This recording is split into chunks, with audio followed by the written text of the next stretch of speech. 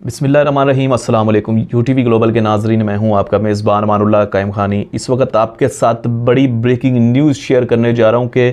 6 دن میں طوفان Al-Aqsa operation میں جو نقصانات فلسطین میں ہوئے ہیں وہ کیا ہوئے ہیں، کتنے گھر جو ہیں وہ جل چکے ہیں، کتنی عمارتیں گر چکی ہیں، کتنے سکول مکمل تباہ ہو چکے ہیں، کتنے فلسطینی شہید ہو چکے ہیں۔ تو یہاں پہ سب سے پہلے ہم ذکر کرتے ہیں مساجد کے حوالے سے، جہاں پہ مسلمان جا کے عبادت کرتا ہے، اور اسی مسجد اقصی کی جس طرح تحفظ کے لیے آج حماس نے ٹارگٹ کیا اسرائیل کے اوپر، اور اسرائیل کو ایک ایسی جنگی شکست دی کہ اس کے 8 سے زائد خرم بھائی شہروں کے اندر سمجھ لو کہ قبضہ جما لیا ہوا حماس کی جانب سے۔ بالکل دوسرا یہ کہ بڑی اہم چوکیاں فارغ کروا لی، فوجی جو ہیں ان کے وہ اپنی حراست میں لے لیے، اور کئیوں کو جو ہیں ان کو آپ نے دیکھا بھی ہوگا گزشتہ دنوں کے ان کی بلی چڑھا دی، ان کے گردنیں کاٹ کے فٹ بال کھیلا گیا۔ یہ میں اس لیے بیان کر رہا ہوں کہ کل جو کچھ عرصہ پہلے فلسطینیوں کے گردنیں کاٹ کے ان سے اسرائیلی فٹ بال کھیلتے تھے، آج حماس نے سیم وہی کہا۔ کہتے ہیں نا کہ مکافات عمل جو ہوتا ہے وہ اس دنیا کے اندر بھی آپ کے سامنے آ جاتا ہے، آخرت میں تو آنا ہی آنا ہے۔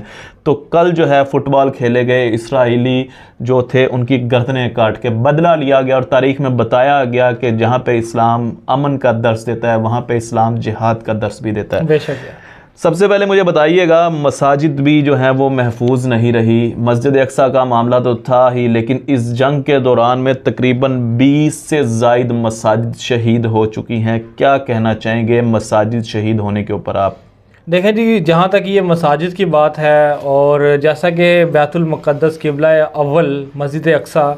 اسرائیل نے جو وہاں پہ کیا، اس کے بعد تو یہ مساجد شہید کرنا تو اس کے لیے کوئی بڑی بات نہیں ہوگی، کیونکہ اس نے نسل کشی کا پروگرام بنا چکا ہے۔ غزہ کی پٹی، جس طرح کہ 1947 سے ہم نے آپ کو بتایا تھا کہ جو فلسطین کی صورتحال تھی، اور جہاں فلسطینی بڑی اپنی پرامن زندگی گزار رہے تھے، جب سے اسرائیل نے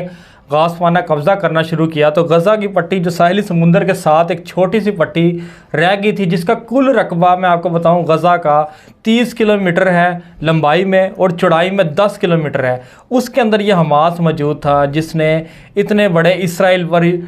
حملہ کر دیا۔ تو اب اسرائیل جو ہے امریکہ کے ساتھ مل کر، اس کے ساتھ کینیڈا بھی ہے، اس کے ساتھ فرانس بھی ہے، اس کے ساتھ جو ہے یورپ بھی ہے، وہ تمام مل کے ممالک مل کر جو ہے، انڈیا بھی ہے، مل کر جو ہے وہ اب اس غزہ پر حملہ کر رہے ہیں۔ تو انہوں نے تو ہر چیز نیست و نبود کرنے کا پروگرام بنا لیا، لیکن جو مجاہدین ہیں حماس کے، اور وہاں پہ جو فلسطینی شہری ہے جن کا کھانا پینا ہر چیز ایندھن بند کر دی گئی ہے، تو اب جو ہے ان کی نسل کشی کرنے کے لیے اسرائیل جو ہے، جو آپ نے بات کی ہے کہ 20 مساجد شہید کر دی گئی ہے، اور اس کے علاوہ عبادت گاہیں جو ہے وہ ختم کرتا جا رہا ہے، اور ہر چیز بند کر دی ہے، اور اس نے ناکہ بندی کر دی ہے پورے غزہ کی، اور غزہ کی پٹی کو اس نے یہ کہا ہے کہ اس کو بارود میں ہم تبدیل کر دیں گے۔ غزہ میں آبادی کتنی ہے آپ کی؟ غزہ کی 20 لاکھ آبادی ہے، جن کا کھانا پینا ایندھن تو پہلے ہی سب کچھ بند کر دیا گیا تھا۔ تو اب جو ہے ان کا ہسپتالوں میں دوائیاں نہیں ہیں، چیزیں نہیں ہیں، یہ تمام چیزیں نہیں ہیں۔ تو اسرائیل نے تو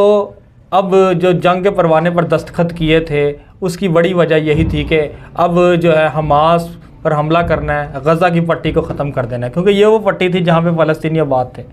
بالکل جی، اور اس وقت جو تمام تر صورتحال بنی ہوئی ہیں، اس وقت میں نے آپ کو سب سے بڑی جو صورتحال بتائی کہ مساجد جو ہیں وہ محفوظ نہیں، اور ظاہری بات ہے جہاں پہ مسجد اقصی محفوظ نہیں تھی وہاں پہ ان کے لیے دوسری مساجد کیا معنی رکھتی ہیں۔ تو یہ تو حماس نے جو ابھی اقدام کیا ہے، اعلیٰ اقدام کیا ہے، پوری دنیا کو اس نے بلکہ ایران کو بھی جو ہے حیران کر کے رکھ دیا ہے، جس میں یو ایس اے نے کہا تھا، امریکہ نے کہا تھا کہ ایران اس حملے میں ملوث ہے، لیکن ابھی جو ہے ایران کے اوپر ڈیبیٹ یو ایس اے میں نہیں کی گئی، کیونکہ ایران خود حیران ہے کہ حماس اتنا کرے تو صحیح، ایران سیدھی امریکہ کو آنکھیں دکھاتا ہے۔ ایران پہ ڈیبیٹ کرے گا تو ایران امریکہ کو سیدھی آنکھیں دکھاتا ہے۔ ایران نہیں ڈرتا، ایران نے امریکہ کے سامنے سیدھا ہو جاتا ہے۔